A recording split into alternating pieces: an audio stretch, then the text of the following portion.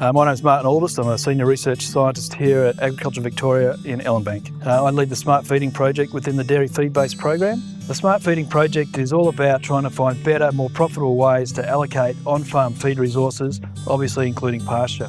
We're particularly interested in trying to understand and eliminate the variation in dry matter intake that can occur in farming systems such as these, where cows are expected to walk long distances to the dairy each day and wait at the dairy for a long time to be milked. We know there's a consistency in the order in which cows come to the dairy each day. That is to say, the first cows are almost always first, the last cows are almost always last. Cows in the middle are a little bit more ambivalent about where they want to be, but a definite order to the milking each day.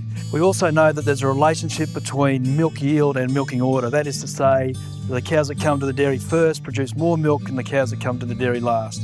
Previous research has shown us that that difference is in the order of 2 to 7 kilograms of milk per cow per day. So that's what this project is all about, trying to see how much of that 7 kilos of milk we could put back by better allocation of on-farm feed resources, how much would it increase the production of the herd overall, and what would it cost. Some of our early results from experiments in which we've mimicked larger herds and sent cows back to the paddock sequentially over 3 hours have shown that the first cows back produce at least 5 kilos more than the last cows back. Now, on a farm, you might think that the first cows back are there because they're producing more, they want to eat more, or the last cows, there might be something wrong with them, they're lame or sick. In our experiments, all the cows are the same to start with. So we know that we could put all of that 5 kilos back by a better allocation of feed.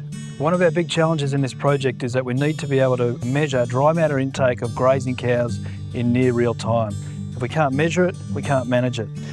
We do have techniques that we can do this with experimentally using markers. The problem with those older techniques is that they take a lot of labour and they take a long time for the chemical analysis to come back. They're still useful to us in a research sense, but they're pretty much useless for monitoring intake of these cows here in our experiments and on commercial farms.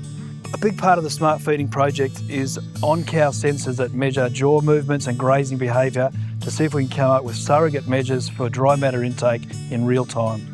It's important to upscale our experimental results that are done on a relatively small number of cows into a commercial situation. So we'll be looking for partners on commercial farms to demonstrate the benefits of this research. Now look, potential mitigation options include splitting your herd, holding cows back, holding pasture back, pre-grazing topping to reduce selection, replicated dairies, more efficient laneways. There's a big shopping list of things that we'd like to investigate over the coming years. If you want to find out more information about the Smart Feeding project and some of the other projects in Feedbase, go to our DairyFeedbase website.